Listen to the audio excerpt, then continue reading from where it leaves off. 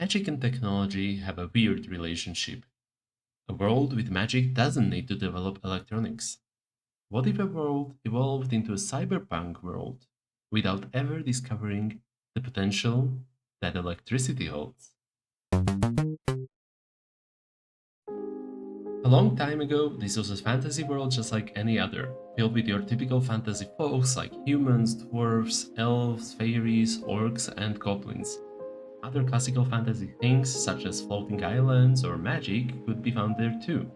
The runic magic can detect and manifest sensations perceivable by human senses: sight, hearing, touch, and everything that entails, smell, taste, the passage of time, the sense of balance, and even North Call.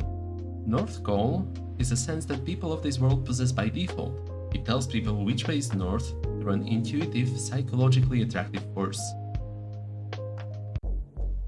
Everything changed when the shapeshifters known as paramorphs emerged. They violently destroyed anything they encountered.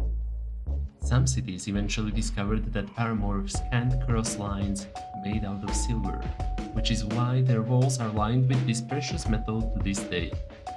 The presence of this threat divided the society into isolated city-states until they fully realized the potential of the runic magic. One guild created a library that could calculate answers to simple mathematical problems through the use of a complex runic scheme. Remembering the fact that runes can be drawn smaller and retain their magical properties, they began the shrinking process, turning an entire building into a single room filled with books. A room was eventually reduced to a single bookshelf. That's when they realized fairies can draw symbols smaller than anyone else. Through the employment of fairies, they managed to shrink an entire bookshelf worth of books into a single shelf. Soon they discovered something else. If it was powerful enough, the illusion rune manifesting North Call could move solid objects through means unfamiliar to them.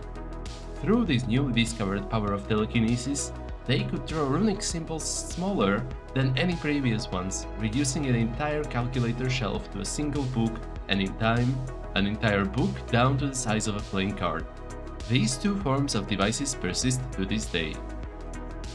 The next vital invention was something that could allow for safe travel between the isolated cities. Telekinesis requires too much amper to lift a human though, let alone a whole carriage that could carry multiple people.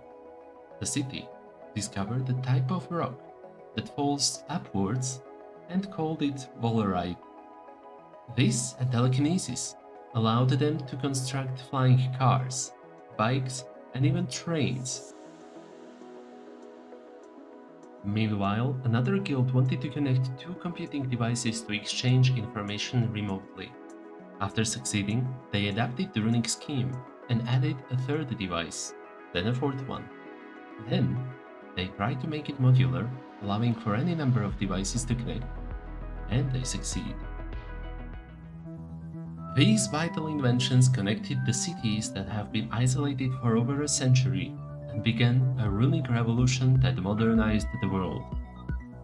Flying trains connect the cities owned by the megacorporations that once began as humble guilds. An abundance of illusory hologram advertisements floats everywhere, and everyone can communicate with anyone connected to a worldwide network by using the card-sized devices in their pockets.